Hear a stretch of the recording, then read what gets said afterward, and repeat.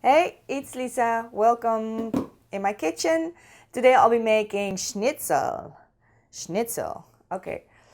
I can't say it without a fake German accent. I'm sorry. Today we'll be making schnitzel. Schnitzel. Today I'll be making schnitzel. And since I'm not doing any meat on this channel, we'll be making it from celeriac.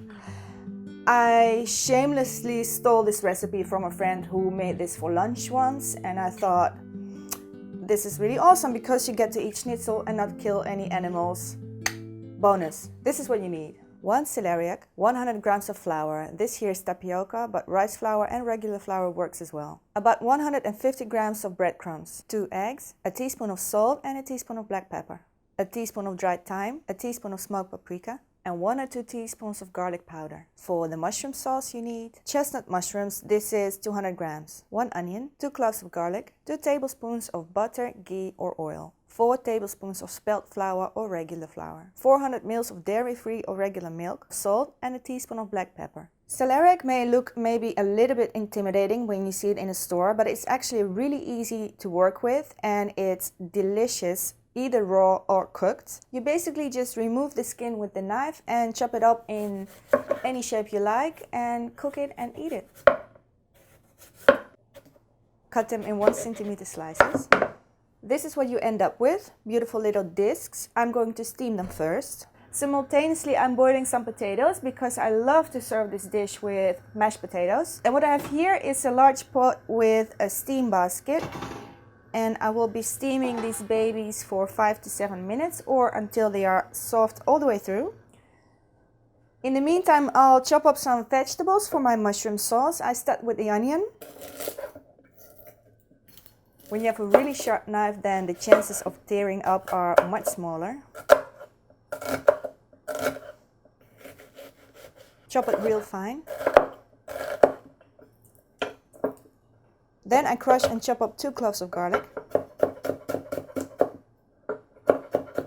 I prefer to remove the stems from the mushrooms and then slice them really thin.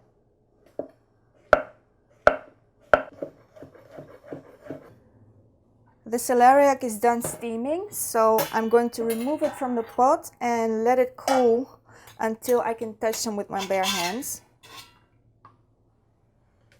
This is my setup for the crust. Over here I have a bowl with my tapioca flour. You can use rice flour or regular flour, anything will work. 2 beaten eggs in another bowl, and here my breadcrumbs. And I always make my own. It's really easy. If you are buying your breadcrumbs and throwing out old bread, stop doing that right away. All you have to do is throw your bread in a blender and there you have it. Homemade breadcrumbs.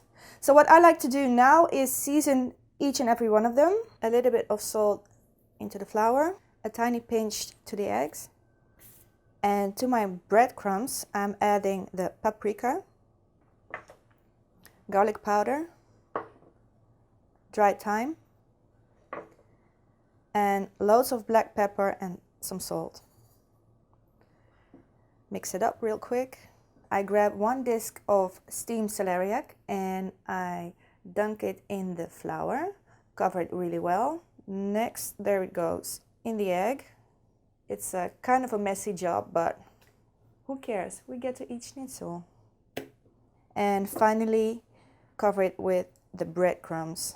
And I always pat them a little bit to make sure they stick really well. Voila!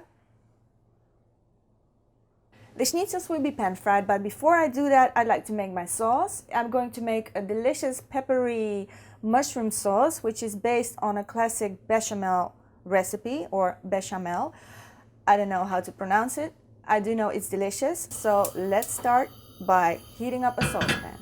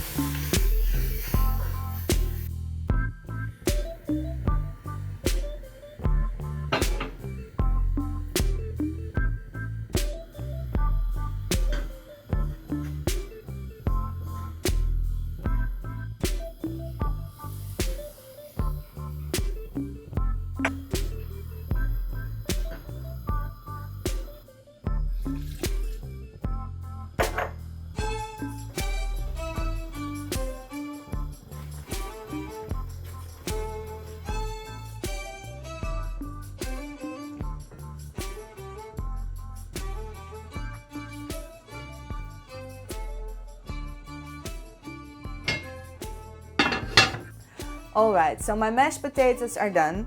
The sauce is ready. All I need to do now is pan fry these beauties and dinner is ready. I'm adding 2 tablespoons of vegetable oil. And when the oil is really hot, then I'm ready to add the schnitzels.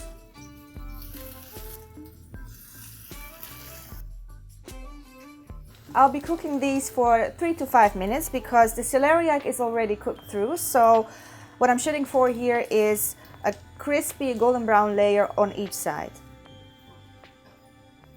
This meal is so incredibly old-fashioned and East European. I think it's the epitome of home-cooked comfort food. I'm ready to serve. A generous scoop of mashed potatoes. The star of the night. And because this dish is so incredibly retro, I have to do this.